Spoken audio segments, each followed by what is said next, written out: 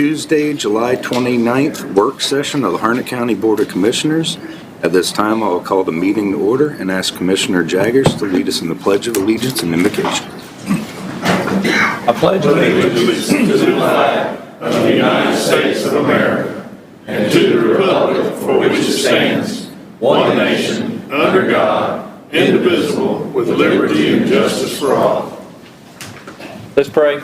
Heavenly Father, Lord, as we call on you this morning, we're thankful that we all arrived here safely, Lord. We just ask that you would bless this meeting, guide us, direct us in doing the county's business. Lord, help us as we go through this heat wave, Lord, and those who are struggling with the disasters that have happened, Lord. We just ask that you would be with them, be with us during this meeting. We ask things in your name, Lord. Amen. Amen. Thank you. Thank you, sir. This time, I will consider any additions and deletions to the published agenda. Motion to approve is presented. Second. Have nothing to add. Good, Mr. Trevor? Sounds good. Good with the agenda. Yes. Discuss a request from JCPC for permission to submit county plan agreements. Ms. Kimberly Whitted, good morning. Good morning. It's good to see you all again. I'm Kimberly Whitted. I'm chairperson of the Harnett County Juvenile Crime Prevention Council. And each year I come before you to present the county plan for the upcoming year. We have one significant change I would like to highlight for this county plan that's been different from the previous years when I've been before you. We do have an option to fund the programs for either 1 year period or a 2 year period. Traditionally, we have funded programs on a 1 year period, and that requires releasing a request for proposals to programs each year, and they apply for funding for that upcoming fiscal year. For a 2 year program funding period, the programs that are awarded the funding for the year will actually get that same funding for 2 years. So it does not require us to put out an RFP for that year in between. We always do monitoring with all of the programs. So the continued monitoring that we do with the JCPC as well as with the state continues. So that doesn't change. So that if there are any changes during the 2 year funding period, we're able to make adjustments if needed. So there is that. So this year we did award these programs for 2 years. These programs have been funded for a number of years. They are in good standing with us and with the state. So we felt that that was appropriate for this funding period, and that kind of helps with ensuring for their budget purposes and for their planning purposes what they will be receiving for funds from the state for the next 2 years. So that is the main change between this year's funding plan and the previous year's funding plan. So as you see before you, we have identified the areas of priority for funding, and we have made the appropriate decisions based on the programs that applied for funding for Harnett County. So we have awarded the Harnett County Juvenile Restitution Community Service and Teen Court Programs, $138,485. Harnett County Sheriff's Department PAL Program, $68,250. Dunn PAL School Kids Empower and Career Readiness Programs, $108,310.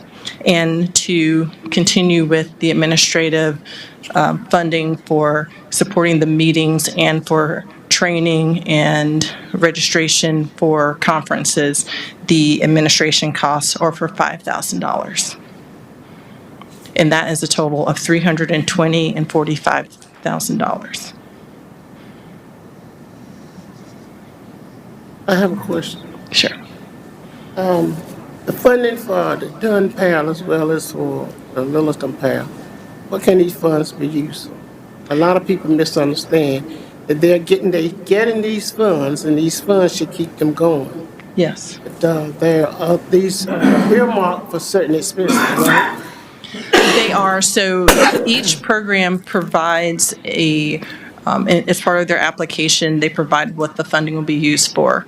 Primarily, especially for these programs that you've asked for specifically, they typically go towards the administration costs, which are the salaries for the staff. Right. In addition to that, they do have other materials that they purchase, such as evaluation materials and other kind of materials that they use for their programs, whatever is appropriate for what they are providing as far as services. So for the Harnett PAL and the School Kids Empower programs, they are tutoring programs. So that is for the staff to be there and with the youth and during that after-school time, and they have the education materials that they use for teaching.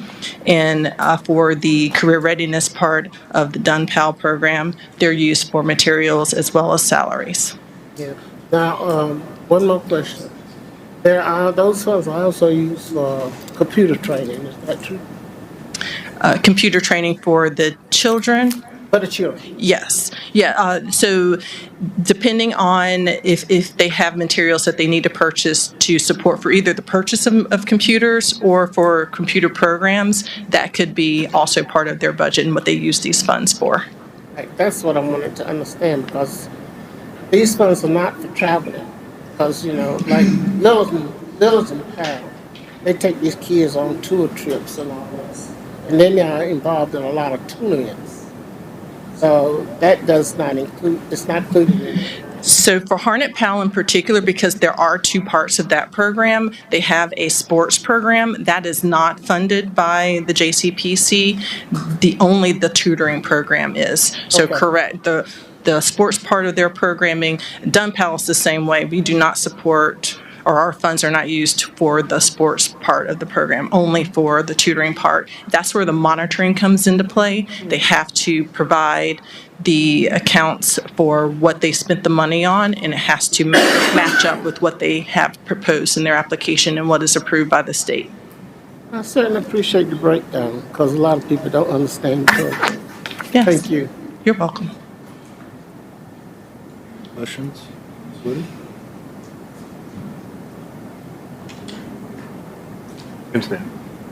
Go ahead and add this. Good to see you, Jenna. Thank you so much. All right. Thank you. Thank you. Thank you for the work you do. Thank you so much. Economic Development Update, Mr. Stephen Barrington. Good morning, sir. Hey, good morning. Thank you for allowing me to do this. So for the last quarter, we had received a number of projects. These are our active projects that we have going on today. Of those, 5 are we consider our prospects, in which they are considering, they're on the ground in Harnett County, different ones, but there are 5 active projects which we consider prospects of those that you have in front of you. What I wanted to share with you related to the business development is really the submitted percentage. So this is pretty much a jump of about 50% over the last, really double actually over the last year. And so now we're submitting about 4 out of 10 project inquiries we received. A year ago we were at 2. So this is a big jump. This all has to do with the amount of product that we are developing and we have on the ground. I want to spend a little bit of time today with you on some of the real estate activities that we are focused on, real estate and product development. Today we have considered 4 different market-ready sites. There would be a 5th with another 400 developable acres, but it's the owners have not priced that property, so we're not adding it to this to this list. Otherwise, there would be 5. We do have 2 Class A industrial locations, and we'll highlight those in a quick minute. One being Harnett 95, and the other being Midport 95, and we'll kind of show that in a second. Of the remaining properties that you see, the Alder Flex Industrial Warehouse, the largest part of that is really the CCIP, the Central Carolina Industrial Park there in the Irwin, the old Burlington Mills plant. And we also have some new product that's coming or is planned off the ground that are from 10 to 12 to 20,000 square feet, and that's included within this as well. I-95 for more than the next couple decades, I-95 is going, just by virtue of it being I-95, it's going to yield a significant sum of effort for larger product. This doesn't mean that there's some other areas in the county that can also handle larger product, but this area absolutely will. We talk about not only the 95, but also the US 301. Right now, we're focused a lot on the 301 South area as well, just because it's a hop, skip, jump from 95, and it's part of that overall corridor. However, on the northern side, closer to the Benson, that 301 North is not really ready at this point, such that we're not spending a whole lot of time yet due to infrastructure, largely infrastructure.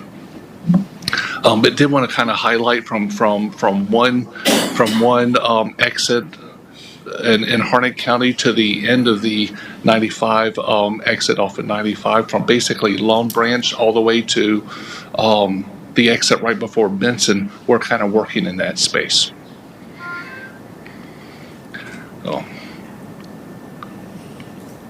So Harnett 95 Industrial Center, this is, thank you to you, this is your investment. This is the start of your investment. So back in the fall, the county essentially acquired 51 acres. Samet acquired the other 14 acres. So together you have 65 acres. Since then, the alliance has come on, and they've been partner with us as well from an investment standpoint with the county. But no doubt about it, the county still owns this property itself. The first building, 175,000 square feet.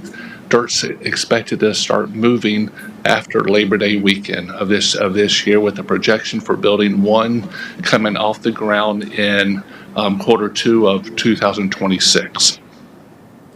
And what we have in each of these slides are a number of different activities. We're not going to speak to you about a lot of the different activities that we're working on or that partners are working on, but you have it in front of you just so that you know. Did want to share just as an example. So what you'll see here on this slide, this was their initial concept. 6 buildings, the one kind of surrounded in red. That's where building 1's going to be located to. 175,000 square feet is going to be subdividable. So if we have someone who needs 25,000 or 50 or 75,000 or 100, we're going to be advocating this property as one of those if it meets their other requirements as well. The exciting thing about this property at this moment is the extra 50 acres. So while 14 acres is for that 175,000 square feet, we receive a lot of project inquiries. Going back to the project inquiries that we receive and what we're able to submit for, the backside has rail. We do submit this for other projects. When it's all said and done, so that the ultimate, at the end of the day, when this park is fully developed, it may not look like this full 6 buildings, but what we do have projections is there's going to be approximately 800,000 square feet there at that location. So a few of the other designs that, based on project inquiries that we have submitted for, are a couple of these other designs that Samet has developed for us that we have submitted for specific properties. Some needing over 500,000 square feet with rail, and some that are much smaller as well. Edgerton Industrial Park, that's Harnett Economic Development Corporation's park, and this is thanks to the county. Again, really what I want to highlight for the purpose of today is this Site 1. So we've had an engineer, and this is grant funded, the Golden Leaf grant funded, over $500,000. They have the engineers created this. As they were getting into the details of this property, they really identified this as having 2 distinct properties separated by the wetlands. One, the smaller one with the yellow, is you can have a building up to around 10,000 square feet. In the green, 50,000 up to 100,000 square feet. And so this allows us a little bit more assuredness when we're submitting for projects. So at one point before this took place, we were submitting this site for projects that needed 200,000 square feet, because if you kind of run how many square feet can you get on this property, you can get over 200,000 square feet. Well, the engineers said because of some of the topos and some of the characteristics of the land, that's not really going to be the case and not really feasible. But up to 100,000 square feet on this property. But that's a sizable project. We're excited about that. The green area should be cleared and graded by the end of November. And again, on each of these, we're showing some different activities, from developing property owners association. The goal with a lot of these projects is we want to expend funds, but then we want to get out of the way. And so we want to set it up such that the owners, whoever the owners are, they can kind of self-regulate and self-protect themselves through property owners association, different things. But there are different activities, again, that we're working on with this. The Midport 95, so this is a private owner, and so as you can see, really, we're submitting this for build-to-suit opportunities, and for large buildings. So Edgewater Ventures, they have purchased 135 acres besides rooms to go. Their goal with this property is to develop around 1.3 million square feet, no, a little over 1 million square feet for the larger, a little over, just shy of 300,000 square feet for the smaller building. And this is, they are known in the area. They have a good name, but they're waiting for one other property to be leased before they start moving dirt. Their goal is they would love to have building one, probably 500,000 square feet on the ground, kind of early 2027. But that's presuming that the other building that they have within the market is at least leased by that point. The Robin Hood site. The reason why we wanted really to talk to you about the Robin Hood site, and this is the last exit right before you get to the Benson area and before you get to Johnston County. It's 150 acres plus minus between the two parcels themselves. The owners are allowing us to work with Duke Energy to create we're going to put this through the Duke Energy Site Readiness Program, which is exciting for us because they're helping us do a lot of the work. Now, what's going to happen after this? Is that going to make this property market ready? We absolutely know, no, it's not. But it's going to provide some great concepts, some great advisement in terms of some next steps of activities that we need to do. We do know that in order to get it market ready, at some point we will need to do due diligence associated with that, the environmentals and all that. And we know that's going to be one of the recommendations for this property itself. But we do, this is one of the properties we actually took a client from, or a prospect from California, who flew out here to look at this past year. It just didn't make sense because the infrastructure was not where it needed to be at this location. And that will be one of the, no doubt that's going to be one of the areas in which we absolutely foresee that we're going to receive some feedback on and some recommendations for. But again, it's one of those areas that we want to get ahead of try to get ahead of the curve. And so we try to move a lot of these projects. We're trying to take one step in front of the other. This here is what we're doing really essentially with the Central Carolina Industrial Park. This is the old Burlington Mills plan. Is we market and promote it.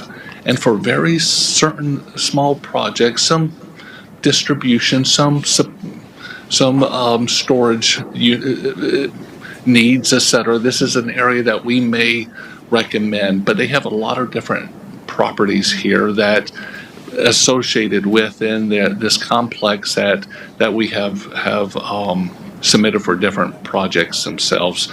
It looks a lot prettier on the picture than it does in person right now, because this is a transformative type of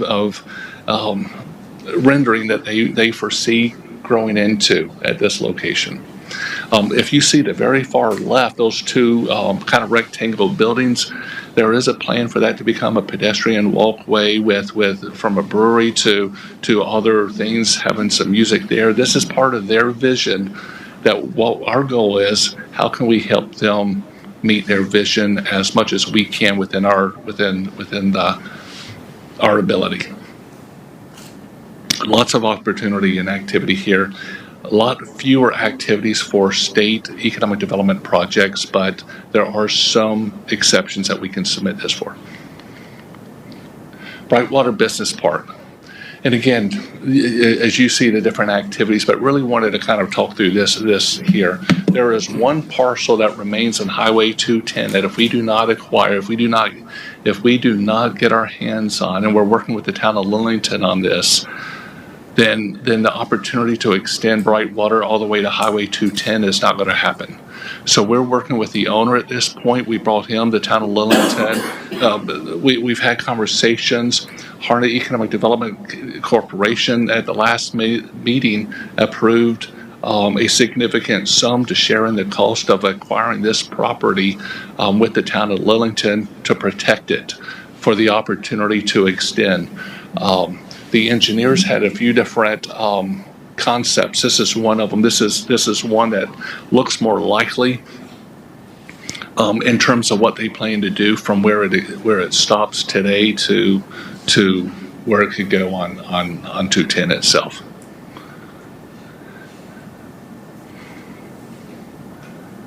And once that takes place, then there's more developable acreage out there for us to work on. And we see this not as being a light industrial park or anything like this, but we do see that this being a continuous of a business professional park or something as such.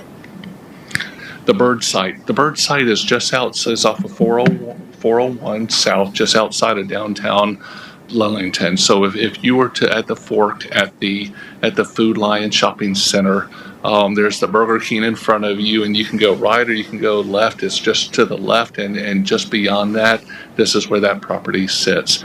The exciting part for us on this property is the 67-acre rail site.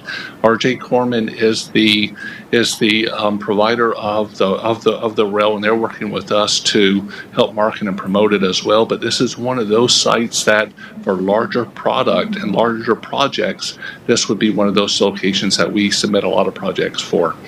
We want to protect, and we're very cautious about protecting the 67 acres with rail frontage. There are some other parcels, though. The property in the backside is around 57 acres. We're not there yet. It's going to need another road from East McNeil Street.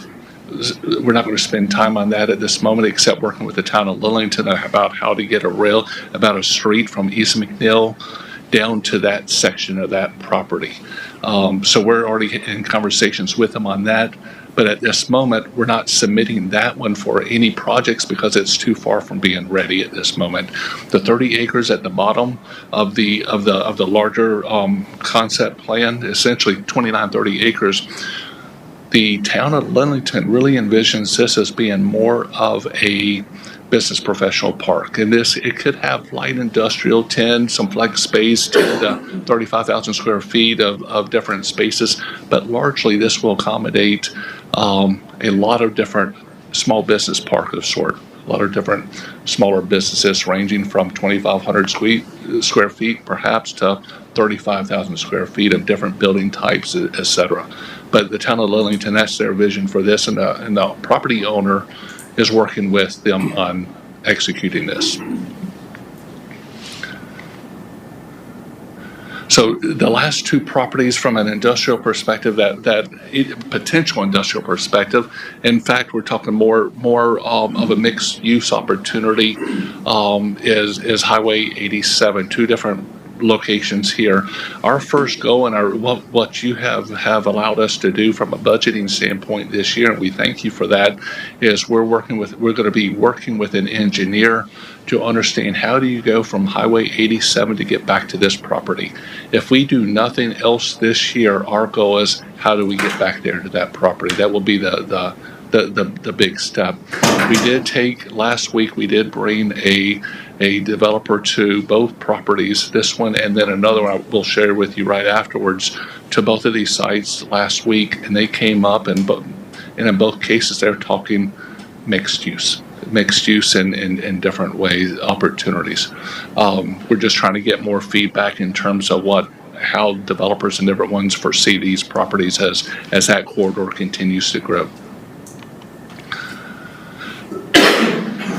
So this has been the Achilles heel of economic development for Harnett County for a couple of decades. Western Harnett Industrial Park. Well, what you see outlined in blue, the reason why we have that in blue is if we were to do anything with this property, from at least a non-residential perspective, this would be the starting point. As soon as you go in 10 acres on the left, you have 15 acres with the Central Carolina Community College, and then right behind it, right before the wetlands, you have a little bit more county property.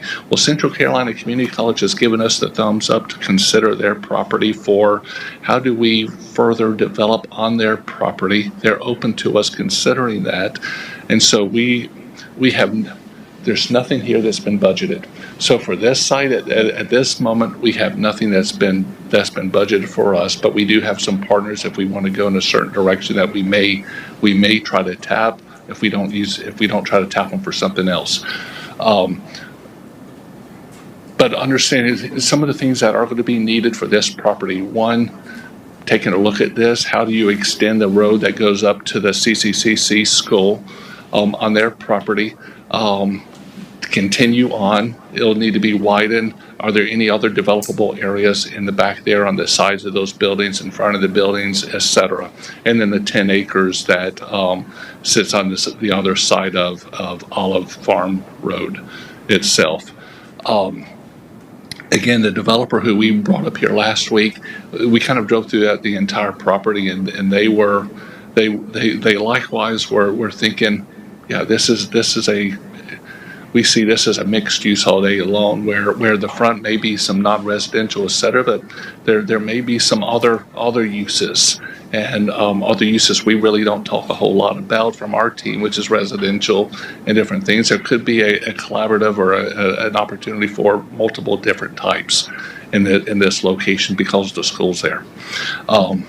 There's a lot of, again, that's the Achilles heel, but I did want to let you know that although we're not spending an excessive amount of time on that property, it's still on our radar, and we're as much, if we can move the needle on that, we want to move the needle on that. So we have a couple of gaps based on project inquiries. There are a number of projects we cannot submit for. The easy ones are if you need 200 acres or more. We don't have that sort of acreage at this moment that's ready, with the exception of one that we have to go to on a time-by-time basis to ask if they're okay with us submitting. However, they're not providing a price on that, so that makes it even more difficult. So without that price, we're as good as not in the ballgame, even though we submit it hoping that something will happen. We're not there, but we're still going to submit a few of those specific ones. But we need product, and so one of our goals this year is also to do some site identification, looking for some larger product within the county itself. The other piece that we are missing, that we absolutely fall short on, are the smaller products, the 10 to 35,000 square feet. As we get those sorts of smaller projects, we can't even submit for those because we do not have that space, with the exception of those little opportunities that we can with the Harnett 95 Building 1 because of the subdividable, but a lot of those we're not able to. And so those are two areas that, and we're talking to different developers who are starting to put some product on the ground from a building standpoint, and we're trying to talk to them about how can we expand that across the county as well.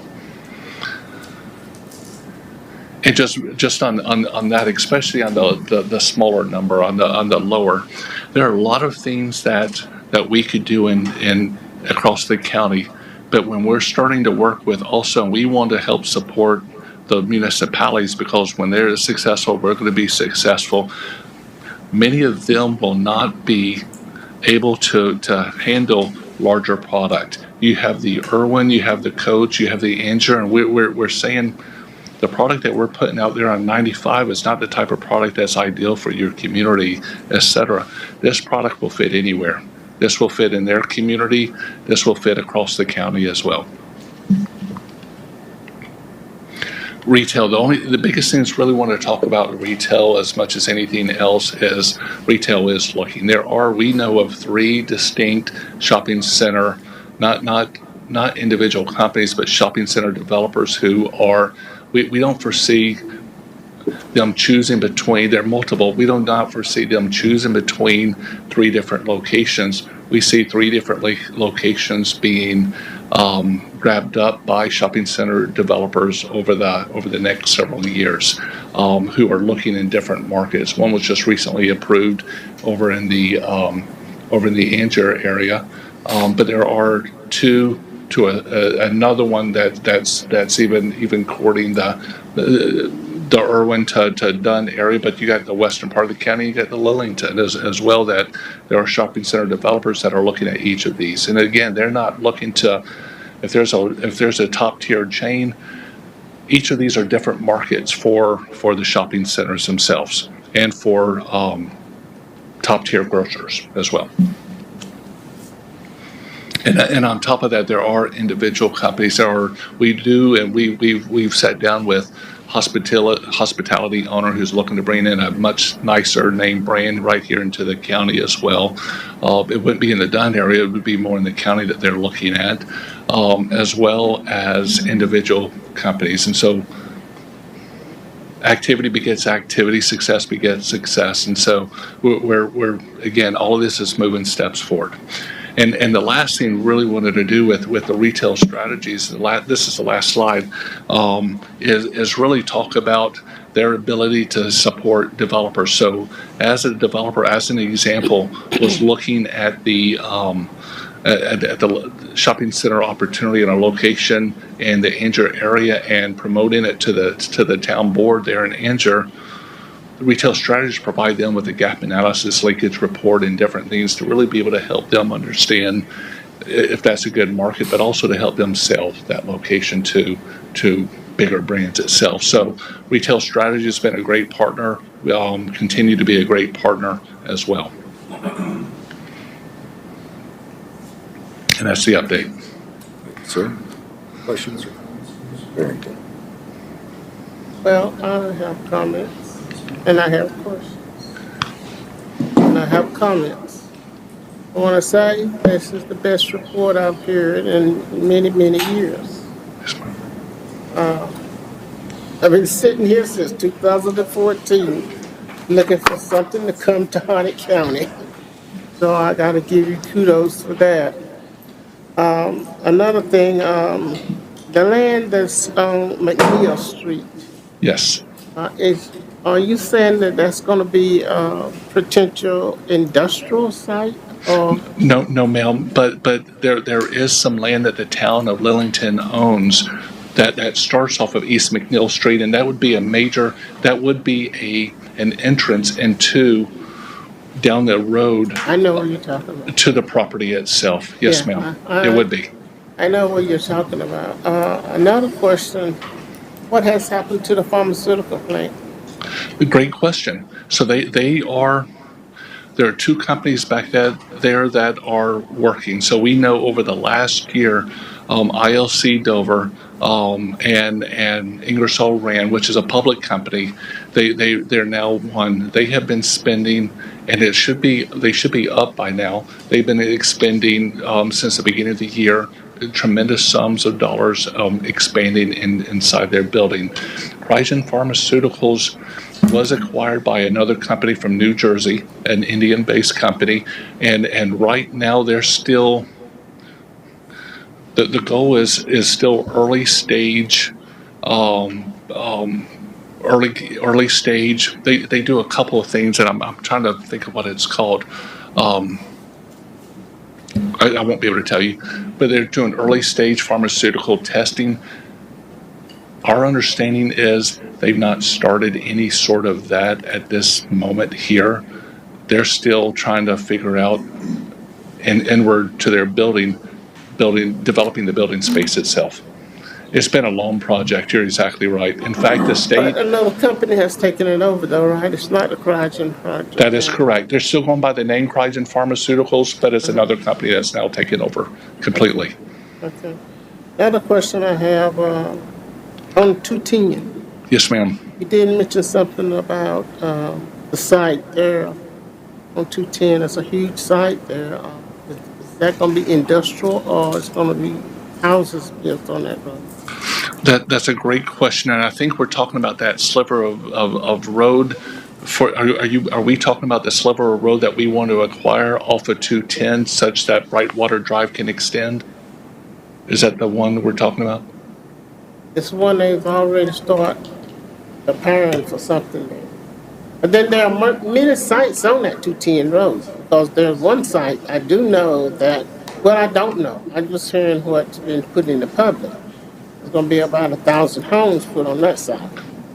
And they're already preparing the site down below Burger King. On the, Oh, right. okay. What's that site gonna be? No, I hear you. So I was thinking on the other side of 210. I'm sorry. Now I'm back to, now that you said Burger King, I'm thinking on, I do know that the owner of the larger property on the other side of, 401 South, they did sell that to a residential developer.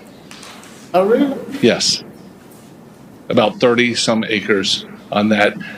I don't know if that's the same property that you're referring to or not. There's several properties there. What about the property across from the farm, building that store, farmer's store, right behind Burger King?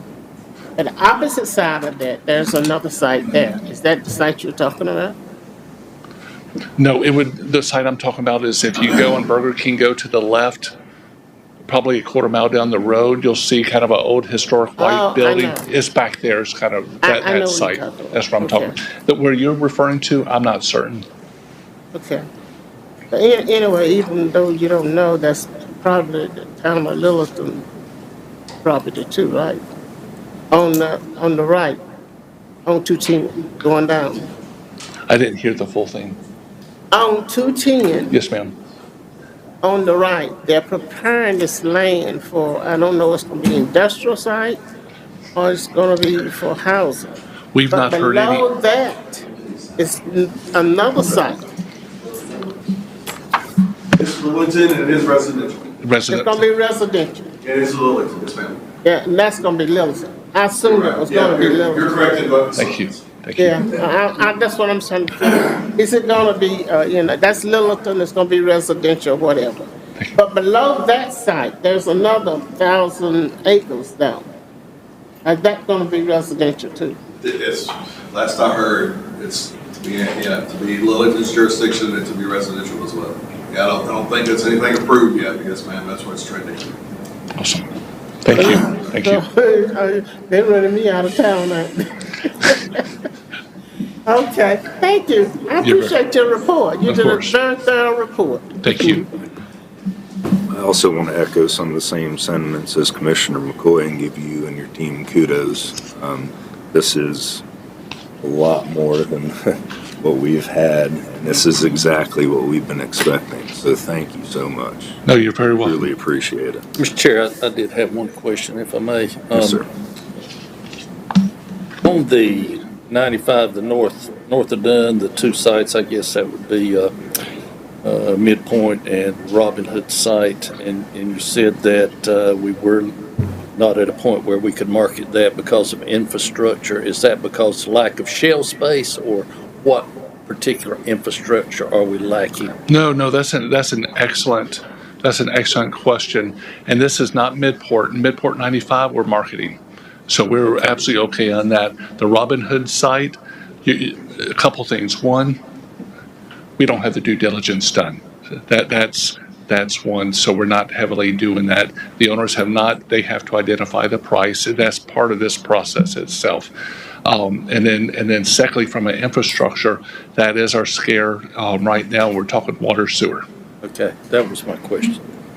I mean, and I'm not just talking about water, sewer. We're talking about the capacities, the flows, of just having what we need there for it to handle industrial Yeah. projects. There's water in some of that area, but it's small lines, 2-inch lines, nothing that can really support. But as we look for the future, that's something that Mr. Burns is working hard to, he's identified as a follow-on step as we continue to look at our water plant expansion, then extending the water and sewer lines once we have that capacity. Very This is one of exciting. the things, if I may, that we brought up a couple of months ago. This is an eyesight of PJ's truck line. Yes. And we needed water there as well as, plus some vacant lots adjoining to him. So that may be something we need to roll into one project. Yes, it will definitely continue on to that site that we had looked at for PJ's in the past. There's going to be an easy point, and there's another manufacturer there on the road on the property next to PJ's that I think would prefer to have more capacity for water that would help them with future growth potential as well. So it definitely is the future for us along that Interstate 95 corridor, and that's the Stevens, trying to get a handle on what the needs might be, and then we can build for the future. So it's interesting on that point. We do want to highlight that, up to 95, with the exception of the rooms to go in the midport, which is right next to it, getting to the east side of 95, and really most of our work has been on this side of 95, but going to the east side, that's a whole nother level of water, sewer, infrastructure, and support. But there's a lot of, if you just look, there could be a lot of opportunity along that side of 95 as well. We don't want Mr. Burns spoiled, so let's y'all get together and figure out a way to make this work.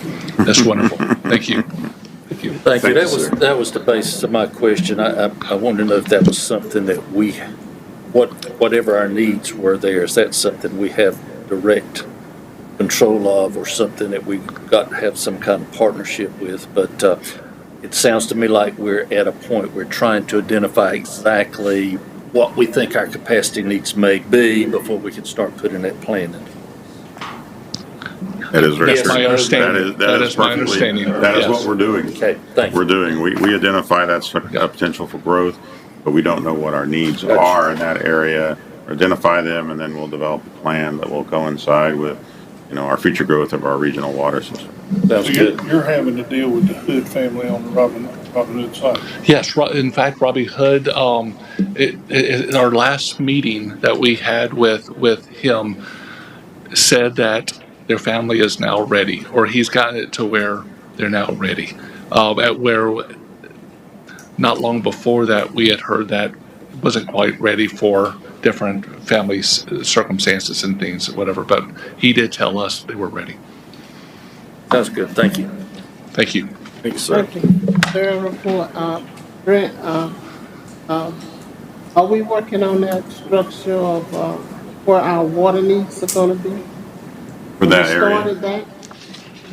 Yes, we're working on determining what our water needs are going to be for that area, as well as the whole eastern side of the county in the future. Given where we're at with our current capacity on our existing plant, and that being a potential location for future growth, we need to have that water capacity and eventually the water distribution system built correctly to be able to have that industrial growth. Well, not only in that area, you gotta think about this area on this side of the river too. Because things are beginning to move here on this side of the river too. We are having the same infrastructure conversations with Duke Energy and with Piedmont Natural Gas as well, because those are very important in infrastructure. Here we talk a lot about water, sewer, but just FYI, we are speaking with our other utility partners too, and just trying to, how do we strengthen those components as well. Thank you, sir.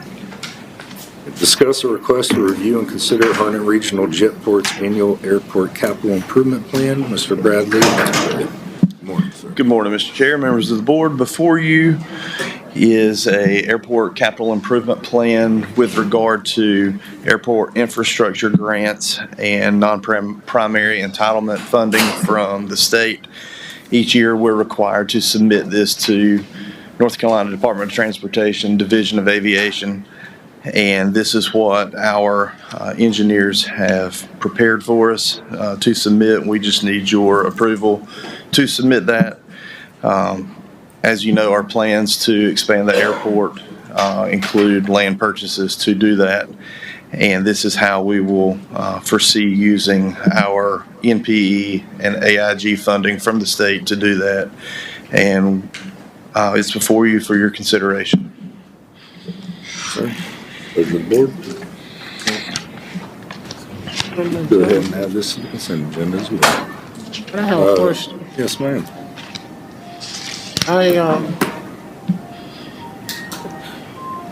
I just have one question. When are we gonna finish out there? When are we going to finish? Probably We've been doing never. this for some we get the 10, money? 15 years. This is an ongoing project. You know, our airport is continuing to grow each and every day, and with that growth comes different projects to include widening, lengthening, expansion, all of the above. So as we continue to work on these projects, we're going to continue to have more projects as we grow. Well, you're not gonna have much more land, because you're running out of land out there. Well, we're still in the process of acquiring land, and you know, we're in negotiations now. So we're going to continue that process as much as we can. I'm not down in the project, whatever. I'm saying we need it. We've been working on it a long time. So what? We've been working on it for a long, long time. That was in 2014 when we started working on this. And we're going to continue working on it through, 3014. So All right. This is we need that for economic development. yes, ma'am, for sure. And that was what was told to us years and years ago. And we're still working on it, but keep moving. That's all I can say. Yes, ma'am. Thank you. It's getting there. It's getting there. Discuss a request to approve the updated airport rules and regulations and minimum standards. You're up again, sir. So this predates me coming to the airport back in February. It's been an ongoing project for some time. It has been authored, reviewed by myself, by Mr. Trout. It was presented to the airport committee for their consideration as well as their input. Changes were made pursuant to their input, and before you have the completed minimum standards and rules and regulations for your approval. Outstanding. And this is just for the actual Jetport use of the facility. This does not include any sort of need restrictions or restrictions on any future hangars. Correct. Or anything like that, correct? Other than, maintaining a standard for expansion. All right, good deal. Any questions or comments from Mr. about that? Sam? And we'll go ahead and add this to the consent agenda as well, Madam Clerk. Thank you. Thank you very much. Discuss a request for approval to enter into a contract with Southern Software to purchase additional software projects. Mr. Captain Armstrong, good morning, sir. Good morning, Chairman, members of the board. Before you is like you said, it's a request for expanding this contract. The procurement for additional products within the Southern Software contract are needed for the continuity of that implementation. These items are not covered under the state contract. So we're requesting permission to enter into that contract. No additional funds will be needed.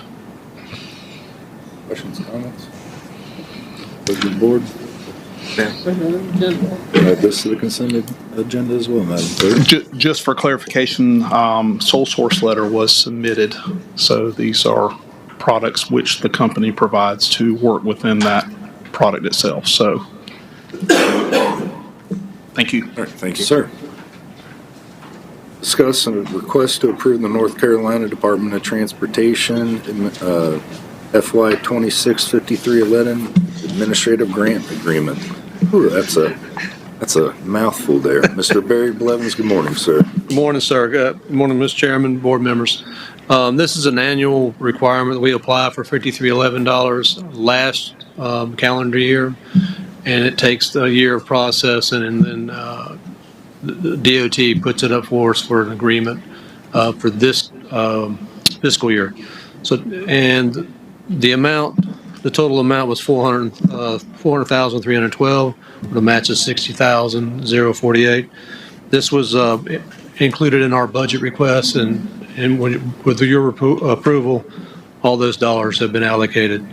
So that, again, this is just the agreement for the administration side of Hearts, and that includes the 4 positions that we have: the manager, safety, training, admin, and admin assistants. And this also provides for various expenditures like water, sewer, electrical, those things, and also marketing, those type of things that are involved in that grant. Are there any questions? Chance and I are here to answer any of them. Questions, comments from Mr. Blevins? Consent agenda. Go ahead and add this to consent agenda for approval. Thank you very much, sir. Discuss a request from the Board of Commissioners to adopt a resolution to direct the expenditure of opioid settlement funds. Mr. Chris Appel, good morning, sir. Yes, good morning, Commissioners. Before you is a resolution to authorize the expenditure of additional opioid settlement funds. The opioid task force has voted to approve allocating $20,000 to cover the cost of medications for underinsured and uninsured individuals. And this would flow through Cape Fear Valley Health System's Lillington Pharmacy. What we do is they would, on a monthly basis, invoice us for any medications that were distributed for opioid use disorder for anyone that was underinsured or uninsured, and we would reimburse them for that cost. The allocation is $20,000. The idea is that before allocation for a year, but for the contract, in case there's rollover, in case there's additional funds, this be for a 2-year funding period. And if they end up, if it's successful, allocate more money for the following year. But we would ask approval to authorize $20,000 of our settlement funds to provide these medications. Questions? Mr. Appel. I just wanted to mention one thing. I believe I read where in this proposal where Lillington Pharmacy had agreed to partner and provide this service basically as a service. Is that correct? Correct, yes. So Lillington Pharmacy will do the distribution. They're not going to charge a service fee. They're going to do this as a benefit for the county, and it wouldn't just be for Cape Fear Valley providers either. They would distribute this for other entities. So this would be assisting the county in its mission to provide these medications to the general population. Very good, thank you. Which one of the pharmacies? The one on here? This is the new pharmacy that they built. It's actually open to the public. It's In the new building. Cancer Yeah. Center. It's really neat. Oh, yeah, I I got They'll you. also deliver. Within 60-mile radius, I saw. Exactly, yes, so that's really cool as far as how that's put together. Okay. I would encourage you to go take a look at that because the public can use this particular facility at Cape Fear Valley. So it's actually a really nice facility. I've seen it. I was there when they had the grand That's opening. right. That's exactly. So now that's up and running, and so we appreciate the partnership. It's great. It's nice. With the doctors at Cape Fear Valley. So this has been really, really good. It's for been a great addition to Harnett County. No doubt. And the Lillington. Is there any way we can, that's the first time I'm really hearing, about that. So is there any way we can advertise or market I've this? actually asked Michael Clark, who's the administrator, what I can do is bring him to a workshop. He just needs to kind of go through, he's making a lot of good changes and kind of update the board and update the county about where we're at and where he's at as far as what's offered to the citizens of Harnett County. I'll be glad to do that and put him on a future workshop. Well, I really appreciate their willingness to provide that service and the monthly updates free of charge. That's going great. extremely well. Dr. Bray Brown and Dr. Hubbard really worked hard on this, and I think this is a tremendous asset for the county to offer this service and have that available and also deliver it if needed. Right. So that's kind of a win-win for everybody. Well, let me say this to you.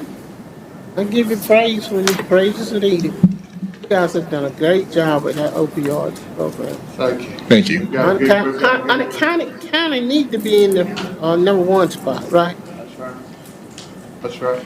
That's what we're looking for, so I appreciate all the support that you've given us as well. I tell you, when you came to me with it, I jumped on it because there's so much needed in this county. There's a lot of drugs in this county. And I don't remember the details now off the top of my head, but it was good to see that the incidents are declining. So That's correct. obviously something's making a difference Yes, here. we Yeah, were, overdoses have declined, deaths have declined. We're showing a good trend here in the county. we second in the state. Yeah, we are. Second in state is showing a decline. State For reduction of the fentanyl overdose deaths. Great, thank you. But you all hit the ground when the funds was brought here to the county. And I'm proud of the work that you have done. Thank you, I appreciate that. Consent agenda. Pleasure of the board to add this to the consent agenda for approval.